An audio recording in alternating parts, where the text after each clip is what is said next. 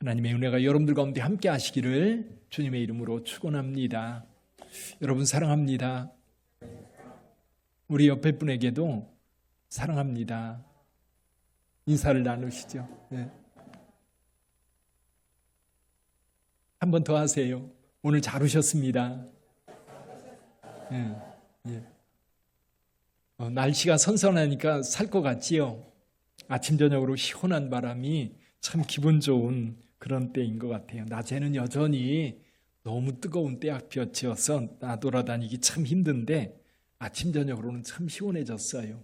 이 또한 지나갑니다. 그 무더위도 끝나지 않을 것 같더니 이제 지나갔고 또 저와 여러분들에게 그렇게 좋은 날이 계속 되리라 믿습니다. 대구에 동해반점이라고 하는 중국집이 있습니다. 박권용이라고 하는 분이 사장으로 있는데 원래 이분이 이제 어렸을 때 너무 가난하게 살아서 철공소에서 일을 했다고 그래요. 초등학교 3학년밖에 안 다녔고 11살 때 철공소에 자기 또래 되는 애가 짜장면 배달을 온 거예요. 근데 이제 짜장면이 그렇게 맛있는 거예요. 그래서 생각하기에 짜장면집에서 일하면 짜장면 시컷 먹겠다. 그래가지고 배달 온 그 친구한테 야, 너 나랑 바꾸자.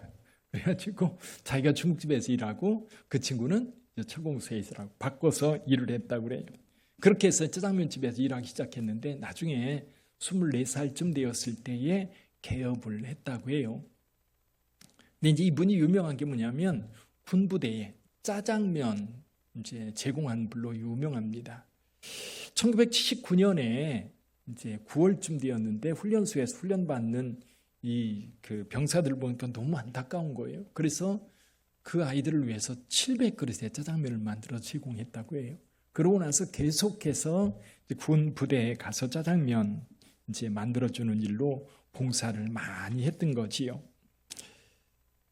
그러면서 하루는 이제 병사들한테 이제 부대 간부가 좀 병사들을 위해서 강의 좀 해달라고 그런 거예요.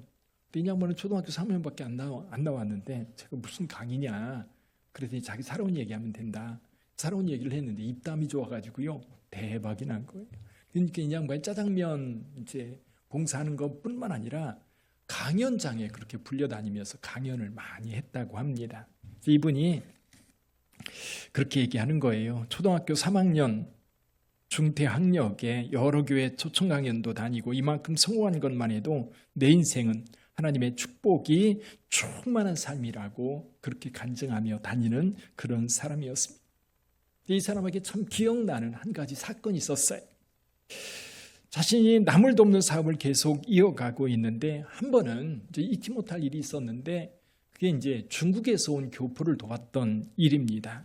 중국 교포였던 박송자라고 하는 분이 어렸을 때 헤어진 아버지를 찾으려고 한국에 들어왔던 겁니다. 찾을 수는 없고 그러다가 여찌여찌 하다가 시간이 지나서 불법 체류자가 된 거예요. 이제 경찰에 체포되어서 이제 그때 당시 벌금이 30만 원 나왔다고 합니다. 30만 원이 없어가지고 구류를 살게 된 거예요.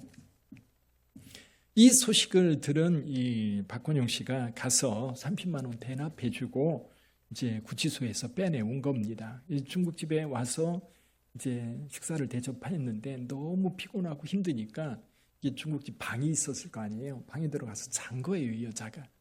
근데 자는데 보니까 아랫배가 불룩 나와 있는 거예요. 근데 한참 자고 나서 일어나서 이제 이 중국집 사장님이 물어봤습니다. 실례지만 아주머니는 지금 임신한 몸인 것 같은데 이런 몸으로 어떻게 아버지를 찾아다닙니까? 빨리 집으로 돌아가시지요. 그렇게 얘기를 했는데 이 박송자 씨가 이렇게 대답하는 거였습니다. 아저씨, 저는 임신한 게 아니고요. 제 아랫뱃속에 혹이 생긴 거래요. 근데 그 혹이 암이래요. 너무 피곤하니까 더 아프네요. 그렇게 대답을 했던 거예요. 그 대답을 듣는데 이 박권용 사장이 자기 배가 아픈 것 같은 느낌을 느꼈던 거예요. 그래서 순간 하나님 앞에 기도하면서 이렇게 기도했던 겁니다. 하나님, 이 불쌍한 여인에게 치료의 손길이 임하게 해주세요. 그리고 이 여인 중국으로 가면 하나님 백성 되게 해주세요. 그렇게 기도하고 이제 여자에게 이렇게 말했던 겁니다. 이제 한 가지 더 생각을 했는데 그게 뭐냐면 이번 기회에 여자가 예수를 믿었으면 좋겠다. 그러면서 여자에게 이렇게 말했습니다. 아주머니, 그 암을 빨리 수술하지 않으면 아주머니는 곧 죽습니다. 수술 비용도 몇십만 원 가지고는 되지 않을 겁니다. 수백만 원 들 겁니다. 그랬더니 이 여자도 이제 끄떡끄떡하면서 수긍을 하는 겁니다. 아주머니, 몇백만 원이 들어간 간에 내가 돈을 대서 치료를 해줄 테니 내 말 하나는 꼭 들어주세요 라고 얘기를 했던 거예요. 근데 이 여자분이 엉뚱한 대답을 하는 겁니다. 아저씨, 내 목숨을 살려주는데 내 몸 한번 아저씨한테 바친들 그게 무슨 소용이 있겠습니까? 내가 기꺼이 그렇게 하겠습니다 라고 한 거예요. 이게 박건영 씨가 깜짝 놀래가지고 그게 아니고, 사실 제가 하고 싶은 얘기는 수술하고 나서 고침받으면 예수 꼭 믿으라고 이야기하고 싶었던 겁니다. 그래서 결국 이제 그 여자를 데리고 병원을 찾아다니는데, 대구에 있는 가야병원이라고 있어요. 기독병원으로 유명한 병원입니다. 거기를 가서 자초지종을 들은 이 병원장, 정상록이라고 하는 원장님이, 그건 박건영 씨가 할 일이 아니고 우리가 그 수술 비용은 담당하겠습니다. 근데 그때 당시 수술 비용이 약 300만 원 정도 나왔다고 그래요. 그래서 그 병원에서 수술비 전액 무료로 수료를 해주었고 완쾌가 되어서 중국으로 가게 되었던 거죠. 근데 중국으로 갈 때 이 병원의 직원들이 모금을 해가지고 그때 당시 여비 51만 원을 준비해가지고 제공해 주었다고 합니다. 중국으로 갔는데 과연 그 사람이 예수 믿었을까요? 근데 중국에서는 아버지 찾으러 간다고 이제 몸이 안 좋은 상태였던 거지요. 다 알고 있었는데 이 아버지 찾으러 간다고 한국에 간 사람이 안 오는 거예요. 시간까지 안 오니까, 기다려도 안 오니까 한국에 가서 죽었나 보다 그렇게 생각을 했던 거지요. 근데 얼마 후에 왔는데 멀쩡해가지고 온 거예요. 수술이 돼서 완전히 회복되어서 온 거예요. 너무나 놀란 거지요. 근데 이 박송자 씨가 가족들한테 복음을 전해서 모두가 예수를 믿게 되었던 겁니다. 근데 남편이 고등학교 선생님이었대요. 근데 남편이 예수 믿는다는 사실을 당국이 알면 당장 해고가 되는데, 그럼에도 불구하고 죽으면 죽으리라고 하는 각오를 가지고 온 가족이 예수를 믿게 되었다고 합니다. 주변 사람들에게도 예수 믿고 예수를 전해서 함께 예수를 믿는 거예요. 근데 그때 당시 기차로 12시간 가야 교회가 있었다고 그래요. 근데 중국에서 12시간 가는 거는 보통이잖아요. 그러니까 거기 가서 예배를 드릴 수 있는 것만으로도 너무너무 감사하다고 그렇게 연락을 해온 거예요. 저는 이 이야기를 여러분들에게 드리면서 이런 마음이 좀 우리한테 필요한 거 아닐까.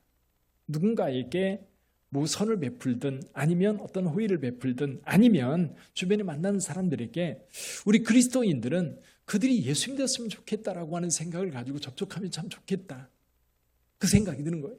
박건영 씨가 자기가 봉사를 하면서 자기 돈을 모으지 않고 있는 돈 전부 다 짜장면 대접하는 일로 이제 평생을 살아가고 있는데, 그것 때문에 사실 이 사람이 유명한 사람이 되어서 전직 대통령 3명에게 청와대에 초청받아서 같이 식사를 하는 그런 영광을 누렸던 거지.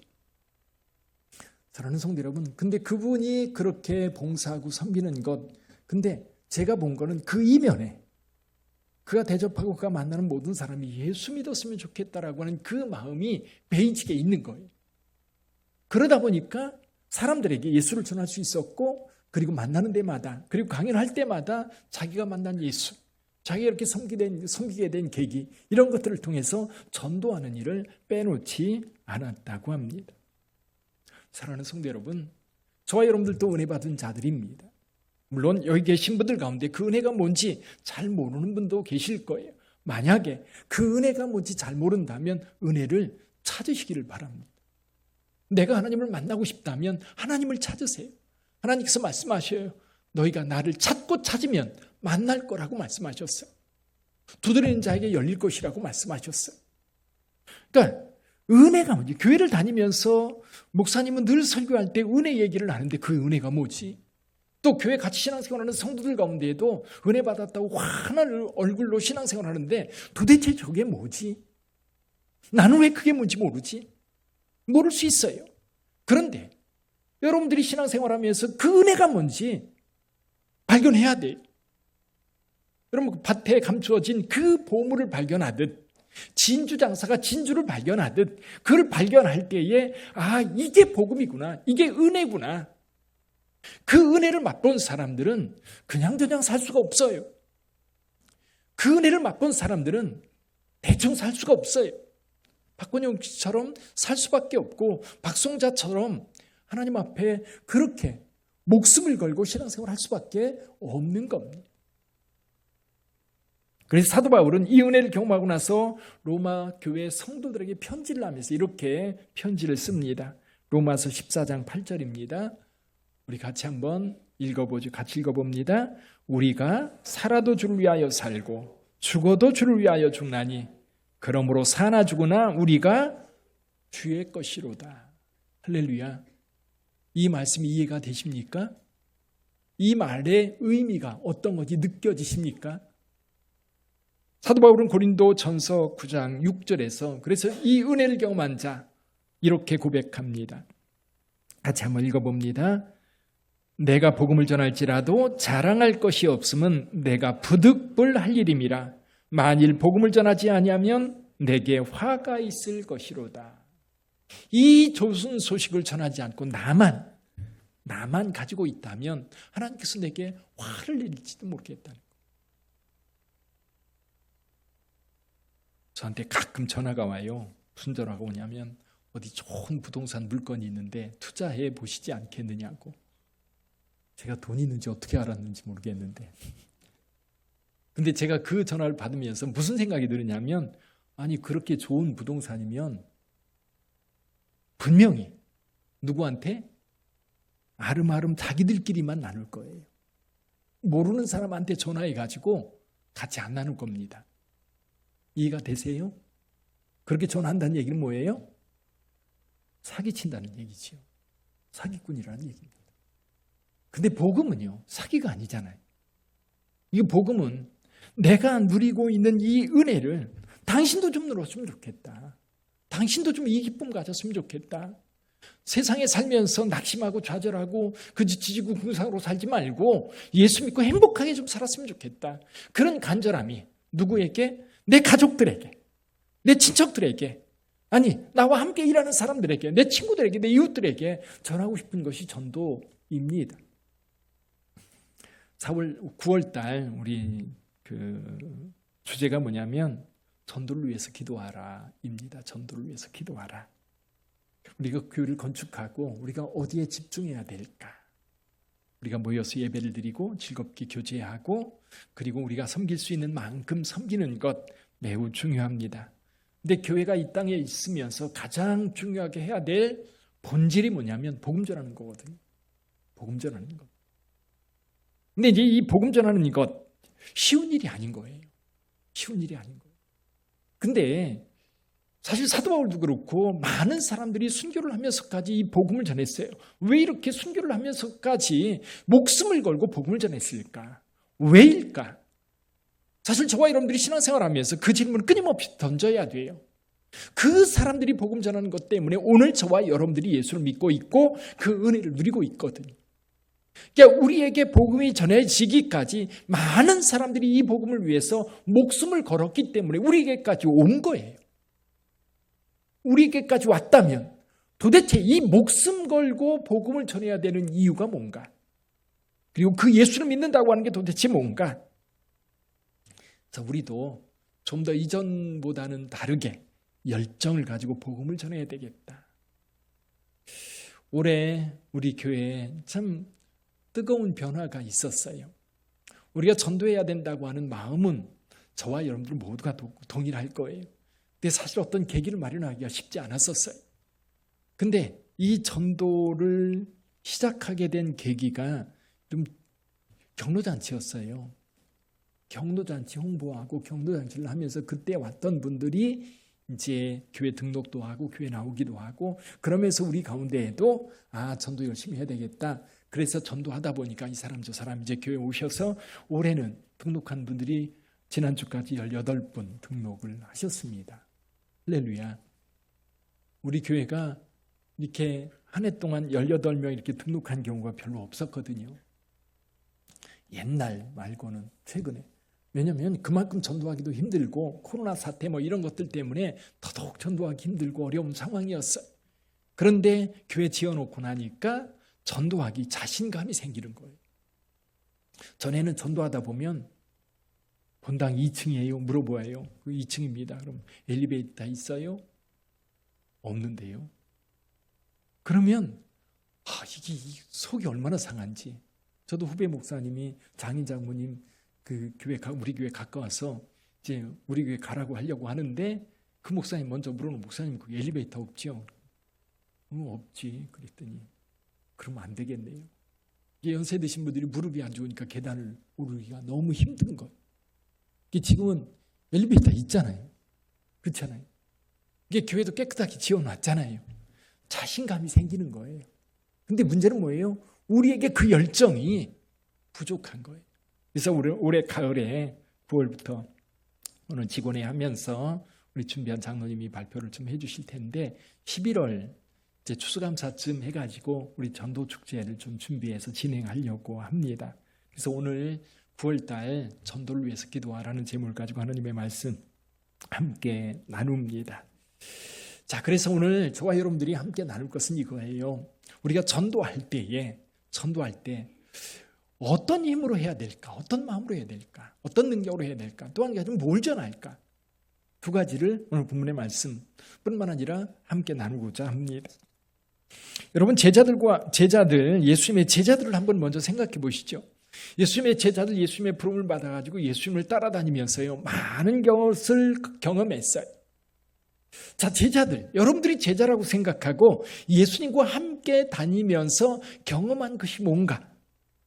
아마 여러분들이 성경을 읽고 여러분들이 설교를 들어오면서 예수님의 제자들이 경험했던 것 가운데 여러분들도 아마 가장 기억에 남는 것들이 있을 거예요.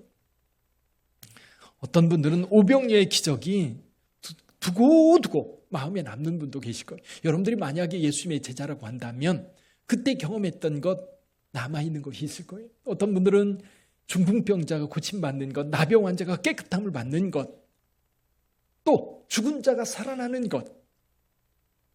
야이로의 딸이 죽었다고 했는데 예수께서 살려서 그 방에서 나오는 장면을 지켜보던 제자들, 또 상여가 지나가고 있는데 예수께서 그 상여에 실려있는 청년을 살리는 그 장면을 지켜보고 있던 제자들, 무리를 걸어가시는 예수님을 봤던 그 제자들, 충격 아니겠어요? 정말 놀라운 일 아니겠어요? 자, 그런데요, 그래서 예수가 바로 메시아라는 사실을 제자들은 다 믿었어요. 확신했어요. 그래서 예수님께서 가이사랴 빌립보에서 너희는 나를 누구라 하느냐라고 할 때 베드로가 서슴지 않고 대답할 수 있었어요. 저는 그리스도시요 살아계신 하나님의 아들입니다. 그렇게 고백할 수 있었어요. 이제 예수님은 됐다 확신을 하고 변화산에서 다시 한번 영적 경험을 하게 하고 그리고 예루살렘에 올라갔습니다. 예루살렘에 올라가서 체포되어 십자가에 달려 죽었어요. 제자들이 얼마나 허망했을까요? 얼마나 허망했을까? 그렇게 따랐던 예수님, 그렇게 믿었던 예수님, 그렇게 능력이 많았던 예수님, 정말 무기력하게 체포되어서 십자가에서 죽는 그 장면을 지켜봤던 제자들, 이제 다 끝났다. 여러분, 그 순간 지금까지 경험했던 예수 그리스도에 대한 이야기는 아마도 이제 부활하신 예수님을 만나지 않았다면 나중에 갈릴리 바다에서 고기 잡으면서 옛날에 예수라는 사람이 있었는데 그 사람한테 따라다녔던 적이 있었지, 그러면서 옛날 얘기처럼 했을지는 모르지만 그의 삶을 변화시키는 힘은 전혀 없었을 거예요. 그렇게 죽은 예수, 이제 다 끝났다고 생각했는데 안식 후 첫날 새벽에 한 여인이 달려와서 얘기합니다. 선생님, 예수님이 다시 살아나셨어요. 누구의 이야기예요? 막달라 마리아가 와서 이야기하는 거예요. 부활하신 예수님을 만났다는 거예요. 제자들은 믿을 수 없었지만 그날 밤 예수께서 제자들에게 나타났어요. 너무너무 놀랐지. 그런데도 얼떨떨했어요. 근데 그날 밤에 또 어떤 일이 있었어요? 오후에 엠마오로 가는 두 제자가 예수님과 동행했던 이야기를 그 밤에 쫓아와서 제자들에게 이야기합니다. 근데 그 다음날 만났던 도마는 뭐라고 얘기해요? 나는 믿을 수 없어. 어떻게 죽은 사람이 살아날 수 있어? 말도 안 돼. 근데 8일 후에 도마가 있는 그 자리에 예수님께서 다시 나타나서 손을 보여주고 옆구리를 보여주면서 믿음 없는 자가 되지 말고 믿는 자가 되라고 말씀하십니다. 그리고 나서도요, 제자들은 변화되지 않았어요. 그렇게 부활하신 예수님 몇 번 만났는데도 베드로는 뭐라고 그래요? 나 고기 잡으러 갈 거야. 그리고 갈릴리 바다 가니까 제자들 몇 명이 나도 그래서 같이 갈릴리 바다에 가서 고기를 잡는데 그곳에 부활하신 예수님이 다시 나타나셔서 떡도 구워주시고 생선도 구워주셨어요. 그리고 나서 승천하시기 전에 제자들에게 말씀하셨죠. 너희는 예루살렘을 떠나지 말고 아버지께서 약속한 것을 기다리라. 성령이 임할 텐데 성령이 임하면 너희는 땅끝까지 이르러 내 증인이 되라고 분명하게 말씀하셨어요. 그래서 제자들은 감람산에서 승천하신 예수님의 모습을 보면서 찬송을 부르며 마가다락방에 와서 열흘 동안 하나님 앞에 간절히 기도했지요. 기도할 때 그들에게 성령이 임하였던 겁니다. 이 성령은요, 능력입니다. 성령은 능력. 성령이 임하기 전까지 예수님의 제자들이 아무리 풍성한 경험을 했다 할지라도, 아무리 많은 예수님의 역사를 봤다 할지라도, 그리고 직접 자기들이 경험했다 할지라도 그런 능력이 없었어요. 나가서 복음을 전할 때 어떻게 전해야 될지 몰랐던 겁니다. 그리고 전해야 된다는 사실도 사실은 잘 몰랐어요. 예수께서 분명히 내 증인이라고 말씀하셨는데 그것이 뭔지 잘 몰랐던 겁니다. 성령이 임하고 나서 거기 모였던 많은 사람들 향해서 베드로가 나섰는데 성령의 감동이 있으니까요, 여러분 입이 터진 거예요. 그래서 성령이 역사하는 이 사건이 어떤 사건이냐? 요엘 선지자가 예언했던 바로 그 사건, 그 성령의 임재 사건이라고 사람들에게 설교하면서 예수 이야기를 합니다. 여기 22절, 24절까지 말씀 그겁니다. 분명히 예수께서 다니면서 놀라운 기적과 표적들을 많이 행하셨는데 사람들이 그를 메시아라고 따르고 있었는데 너희는 이방인의 손을 빌려서 그를 십자가에 못 박아 죽였다. 근데 24절에서 말씀합니다. 아버지 하나님께서 그를 사망의 고통에서 풀어 다시 살리셨다는 거예요. 이게 복음입니다. 예수께서 죽었다가 다시 살아났다는 거예요.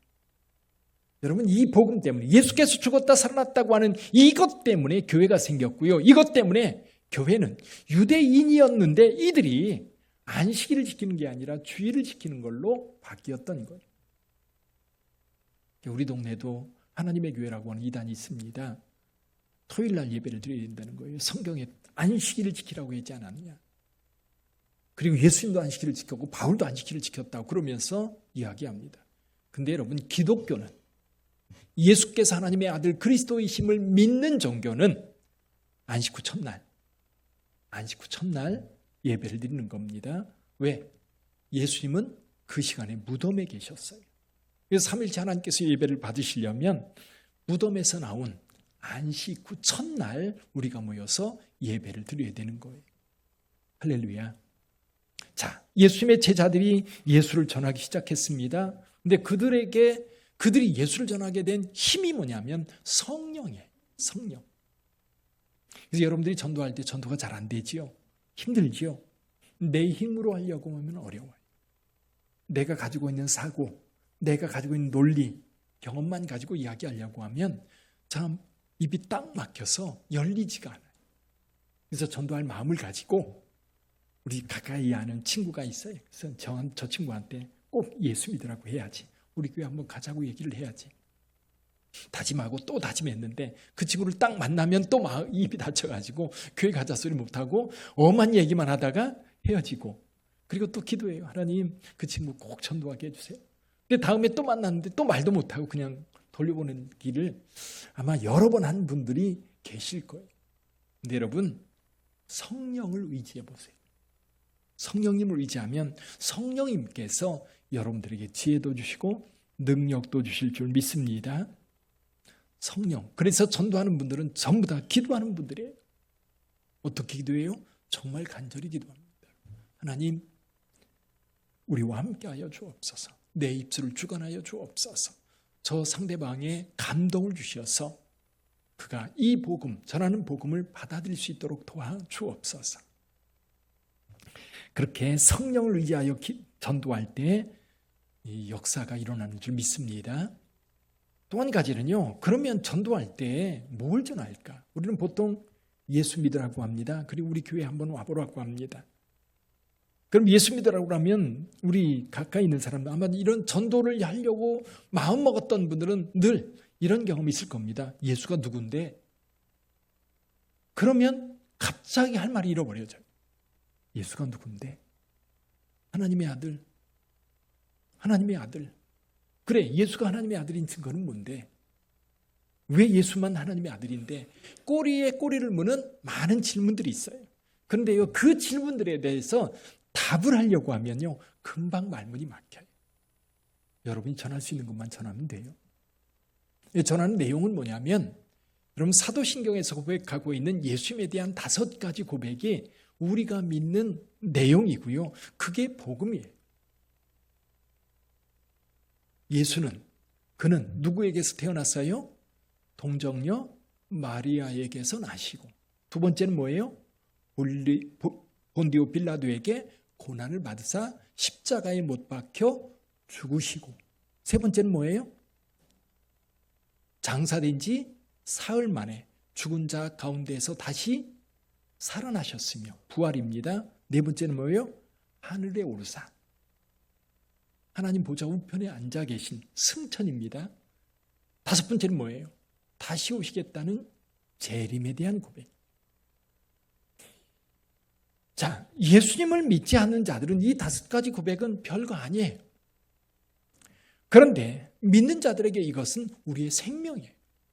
무엇을 위해서 하나님의 아들 예수께서 우리 가운데 오셨고 십자가에서 죽으셨고 부활하셨고 승천하셨고 다시 오십니까? 우리의 구원을 위해서, 우리에게 영원한 생명을 주시기 위해서, 우리에게 영생을 주시기 위해서 그렇게 오셨고 그 길을 우리에게 보여주셨던 겁니다.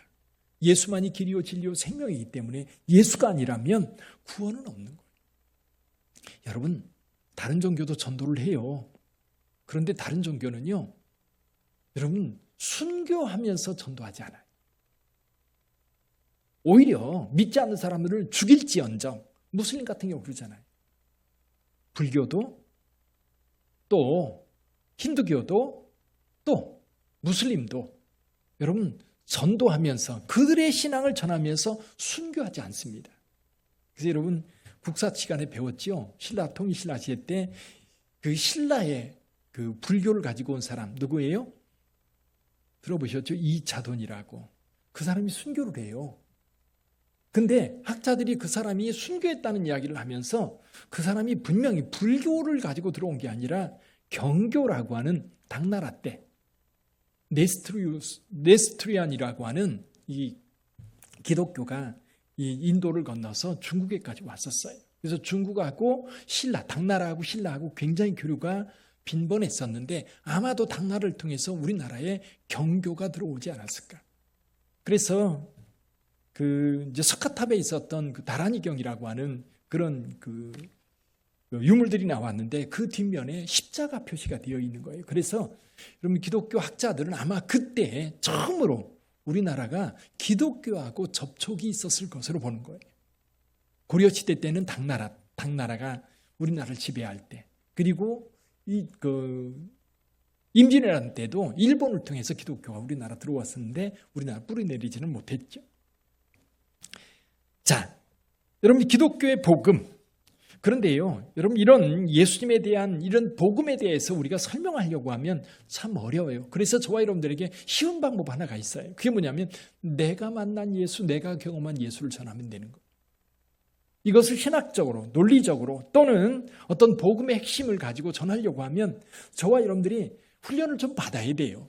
내용에 대해서도 훈련받고 전하는 방법에 대해서도 훈련을 받아야 돼요. 그래서 전도 폭발이라든지 이런 훈련을 받아본 분들은 복음 제시를 어떻게 하는지 아마 훈련 받아보셨을 거예요. 근데 이렇게 훈련을 받아도 막상 전도하다 보면요, 그게 잘 안 먹혀 들어가거든요.